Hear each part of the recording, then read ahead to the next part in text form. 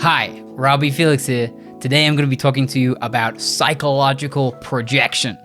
In this video, we're going to cover what is psychological projection, the main mechanism behind it, what you can do about it, and also a thing I call spiritual projection. Okay, so very briefly, what is it? Projection is any time that I'm feeling something, but I think that it's you that's feeling it. I experience you as feeling this thing. It's the very brief, simple description. I'm going to get into way more detail. So to get into that detail, I'm going to go back a little bit and lay some foundations. Each of us has an identity, and our identity is the set of beliefs we have about who we are. And so, you might believe I'm a man, or I'm a woman, or you might believe I'm English, or I'm an American, or I'm African, or you might believe I'm a kind person. You might believe I'm not good at math, right? Like all of these are beliefs about ourselves, right? And our identity is just a bundle of all beliefs we have about ourselves and who we are. Now, when we're forming our identity, one thing that happens is there are certain parts of ourselves which we disidentify with. We go, you know what? I'm not that. I'm not that thing. And often it's because we're told that it's not okay to be that thing, right? So one thing that's very commonly disowned or disidentified is anger. For a lot of children growing up, it's not okay to be angry. So when they get angry, they get told off and they get told, nice little boys don't do that, nice little girls don't do that. And so they disidentify the anger. What happens is you kind of just say like, oh, I'm not angry internally. And this is not happening at a conscious level. You're not like, you know what? I think it's time for me to disidentify my anger, right? It's all just happening at this very instinctive, like emergent level. When you're a child, you're not doing a lot of deliberate manipulation of your own ideas about who you are or the world or anything like that, right? You're just being kind of imprinted by a lot of experience, and something is growing like a plant that nobody really has any control over or deliberateness about. And so part of what happens is that anger, for example, gets disidentified, and then what we say is it goes into the shadow.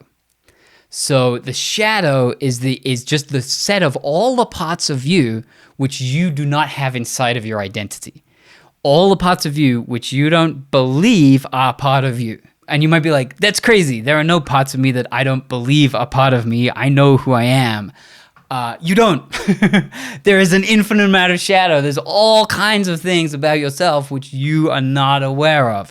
You could spend your whole life doing nothing but examining your own parts and your own shadow. You will never get to the bottom of it. Another thing that often gets put in the shadow is sexual feelings, different kinds of sexual feelings that may or may not be appropriate or may not feel like you're allowed to have them. So, anger, sexuality, those are all big things that get disidentified and put in the shadow.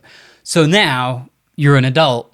You have all this stuff in the shadow, right? You have your identity, the things that you know about yourself and you believe about yourself, and then you have your shadow, which is all the parts of you which you do not believe are really part of you, that you're not really aware of, right? They become invisible. They're back here. And you're going through your life as an adult, and you feel anger arise. Something happens and you feel anger arise, but I'm not angry. It's outside of my identity. I'm not angry.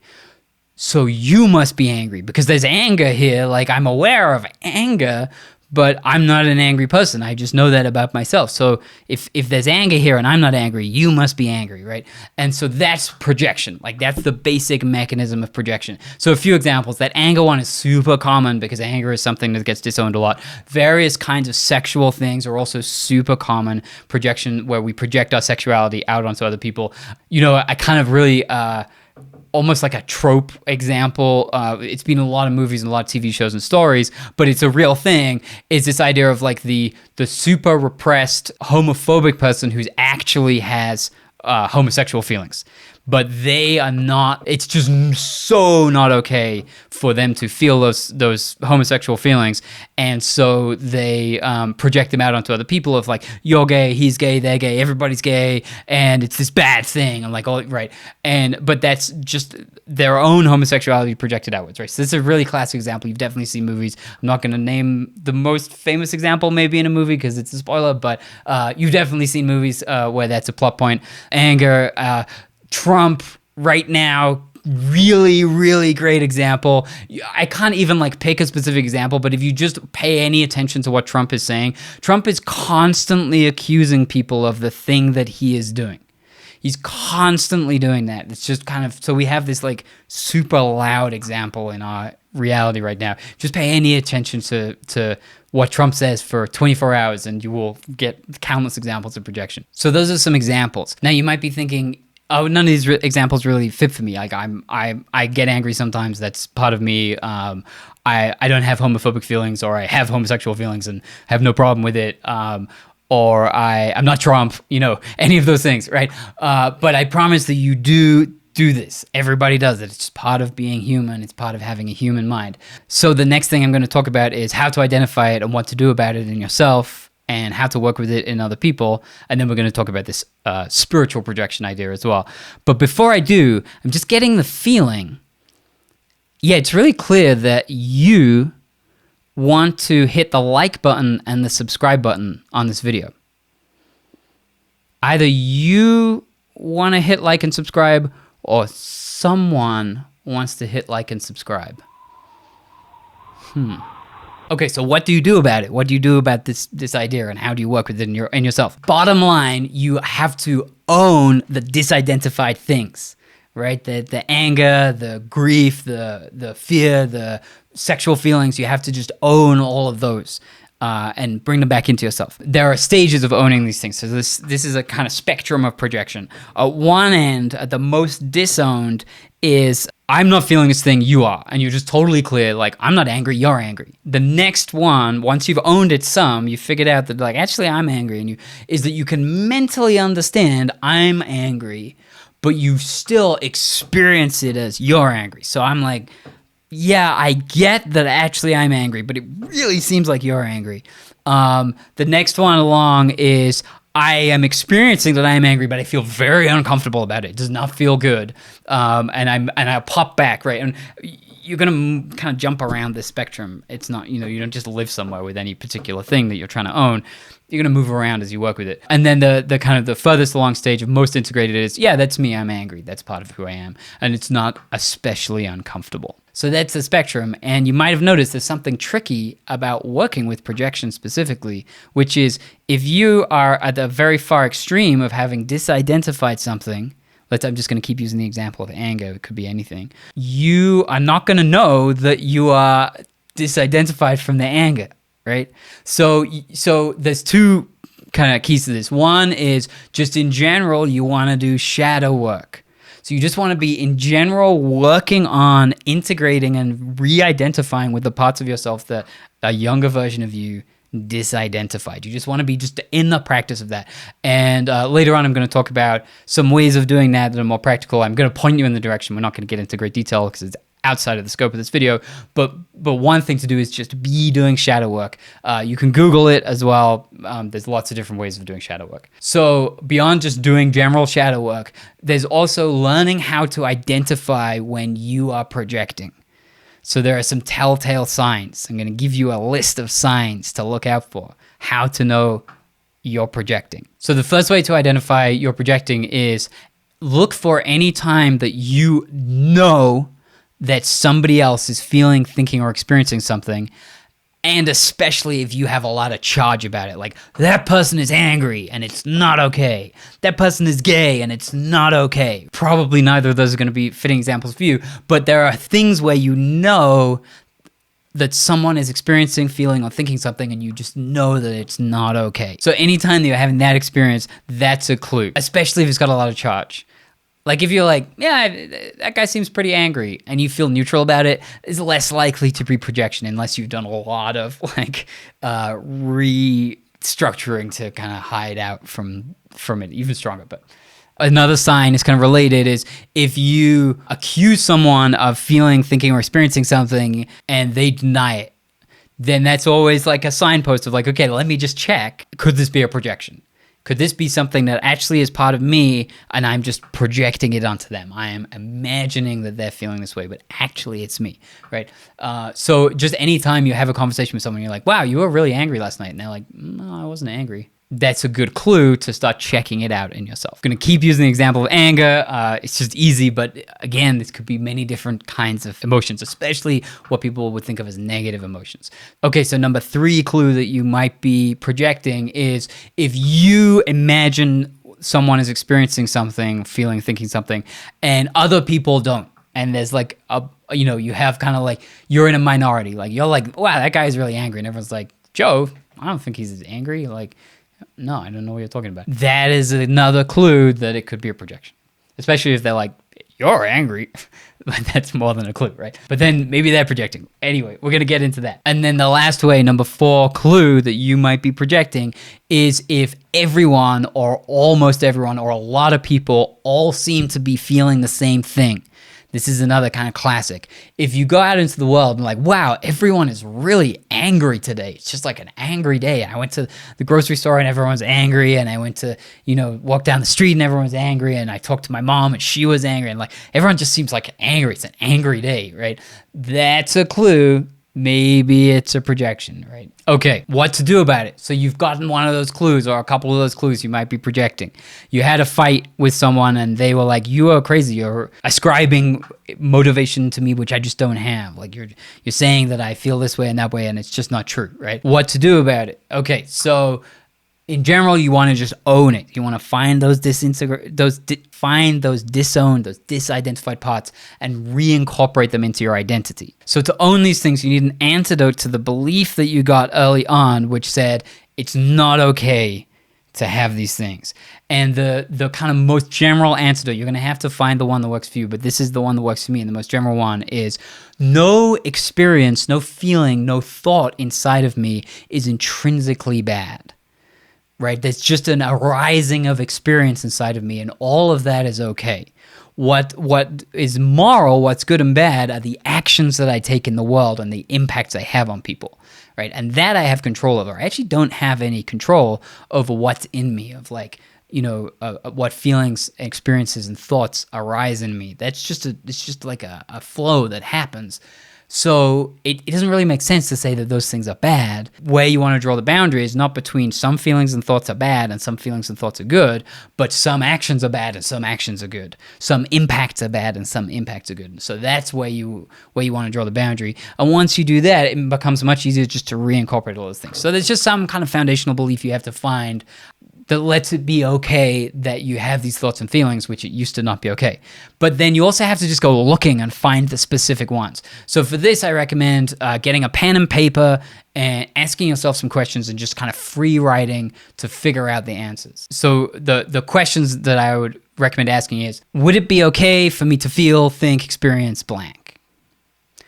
Is it okay for me to feel, think, experience blank? And you fill in the blank, right? Whatever it is that you're have identified you might be projecting onto other people. What is my version of that thought, feeling, or experience? What's my version of it? Maybe I don't feel like it's exactly like what that other person is experiencing, but do I have a version of it? How can I find myself in the thing that I'm seeing over there? And then finally, in what ways do I embody blank? In what ways do I embody this feeling, this thought, or this experience? Just free write about those questions. One of them might light up. You don't need to answer the same amount for everyone. Just write the questions down and play with it and just explore. That's going to do a lot of work in helping you to integrate it. Other things you can do, so these are just more general shadow work processes, but they work specifically around projection, which I'm not going to go into more detail about, but there's a thing called the 3-2-1 process. I think it was created by Ken Wilber. I learned about it from Ken Wilber. I think he created it, but anyway, if you Google 3-2-1 process and especially shadow work or Ken Wilber, anything like that, you're going to find a description of it. That's very similar to what I just described. It's a little more structured. And then the other thing that is easy out of the box shadow work is there's a part of The Work by Byron Katie, which is called the turnaround, and that is just 100% shadow work. So if you look for her book, Loving What Is, that's another just useful shadow work tool. Okay, so that's what to do about it. Okay, now, what do you do if someone else is projecting onto you? So first of all, you don't know that they are projecting onto you, right? If somebody comes to you and they say, you're really angry, and you're like, whoa, they seem really angry, and they're telling me I'm really angry, I think that they're the one that's angry. I think they're projecting, right? But maybe you're projecting and they're not actually angry. They're just saying, you're really angry, but the anger is your anger, you're projecting onto them, right? So this is kind of weird hole of mirrors. I have been in conversations with people where there were just really confusing layers, halls of mirrors of projection, where both person was experiencing the other person as being in a particular state. And it can be disorienting, it can be kind of a little unsettling. So just know that, but you never want to have 100% certainty that you know what's going on and the other person doesn't, because you just never do, right? You can be pretty certain, but you can never be 100%. So just have a little humility about it. So then you want to calmly explain to them you are not feeling the way that they think you are, right? If they are projecting, then part of what comes with projection is a lot of charge, right? It's not a neutral experience. It's a charged, kind of polarizing experience. So you want to just diffuse that a little bit and as calmly as you can and with as much rapport as you can, just say, I get that you think that I'm angry. I don't think I am. I don't feel angry right now. So, that's the next step. It's just to kind of calmly diffuse and try and get shared reality. Now, there are people who are going to project on you who don't matter to you, right? And it's just water off a duck's back. Okay, that person thinks something about me. I don't care. I'm talking about when you're in relationship with someone, friendship, family, romantic relationship, work relationship, where you're going to have to deal with this person. You want to feel on the same page, getting shared reality about, well, no, honestly, like I really am not feeling that way. That's the next step. And then kind of checking it out gently with the other person. Is there any way you might be projecting right now? Is there any way it might be you that's angry? It might be you that's feeling this way. That's the next step. And they may or may not be more or less receptive to that, especially in the moment. If the charge is high, they may be like, fuck you, get out of here. And then later they come back and be like, you know what? I was thinking about it and I think you're right, or not, who knows? That's why I'm saying gently and calmly, right? Because again, this is a charge thing. So you want to be diffusing it a little bit. And often it's not like, I also want to clarify, it's not always like, you're angry and like this huge fight. It can also just be these kind of subtle thoughts and feelings and this stuff going on, right? So projection is not always this very aggressive thing, right? I keep talking about anger and that can be more aggressive, but if you're projecting like judgment, right? That's another one. Wow, those people are so judgmental, they're judging me. And it's like, well, are they, or am I judging them? That can be less like volatile, but it still has charge in it, right? You can feel that. If I'm judging someone, or if I'm feeling judged by someone, like, wow, those people are like judging me because of how I'm dressed. Like, what's up with that? And it's like, no, they weren't at all, right? Like, but you think they are. There's something, right? There's a charge in that either way. And then the last piece is just don't take it personally. Like at the end of the day, if you're pretty clear on where you're standing and you feel like you've done the work and you've kind of asked yourself the question, oh, could I be projecting? And it's like, no, I don't think so. I feel pretty comfortable with that feeling and I'm not. Then just don't take it personally. And that's it. 2 more topics. Okay, one very briefly. There's also this thing called golden projection and golden shadow. I'm not going to get into great detail about this, but this is just the idea that as well as disidentifying so-called bad feelings like rage, shame, grief, fear, you can also disidentify good feelings or good aspects of yourself like brilliance, joy, excitement, creativity, things like that. And you then might project it out into the world. So for example, creativity. You might be like, well, I'm not a very creative person, but like I love art and I love other people's creativity. And wow, that person's so creative. That person's so creative. But me, I'm not creative. I'm not a creative person, right? So that's shadow. It's golden shadow. A lot of times we do this in romantic relationships, especially at the beginning. We project our own disowned qualities onto the other person. Part of that is we project our disowned, the kind of gender energies that are from the other side, like the sexual energies. So my disowned feminine, it's not okay to be feminine because I'm a man and I was trained it's not okay to be feminine. I project that onto a woman and experience it as being like incredibly charged, right? And vice versa. And so that's just another example of golden projection. Like, it's exciting to be around this person that's extremely feminine, when actually it's my own disowned feminine that's getting lit up. Okay, that's golden projection. So the last thing I want to talk about is this thing I'm calling spiritual projection. So I noticed there's a habit inside a certain kind of communication nerd communities, spiritual communities, like T group community as an example, where people will say, I have a projection about you that you X, Y, and Z. And it can just be anything, right? They'll just kind of, they're owning the projection, right? I have a projection about you that you really like books, for example. You might have a projection about me that I really like books in this framework of projection. And you might think, well, how is that right? That means that really I'm the one that likes books, but I have the projection that you like books, or, you know. So let me give a different example, because Say I'm talking to someone and I say, I have a projection that you really care about the way you look, right? And I'm looking at them and they're really dressed up and they're sharply dressed and the hair is all done, whatever. I have a projection you really care about the way you look and you put a lot of attention into it. You might be thinking, how is that a projection? Is that because like really I care about how I look? It's not quite a projection in that sense. It's a projection in a broader sense. And so there's two things going on here. One is when you start to learn about this concept of projection, you just start to like create that caveat in a lot of your assessments about somebody else. You just want to, it's kind of a safeguard of like, I just want to make sure that everybody knows that I'm trying to stay over here on my side of the street, right? Which, you know, is more or less a useful thing to do. Sometimes can be kind of a little bit obnoxious or a little bit noisy, but it also has some value of just like, it's just communicating care, right? It's communicating, I care and I don't want to, you know, be overly aggressive over there about who you are and what you're thinking and feeling. But the other kind of more interesting underlying perspective that this idea comes from is this recognition that in reality, it's not really true that this person cares about the way they look and puts a lot of effort into it. Like on one level it is, right? Again, we're talking about the relative and the absolute. So on the relative level, that's true, right? You know, it's true that this person, you know, they might be like, yeah, I do. I love clothes and I love to, you know, look great. And so I put a lot of energy into that. But at the absolute, reality is indivisible and undescribable. So everything that you think about reality is actually a projection of your mind, something which is inside of you, onto the world.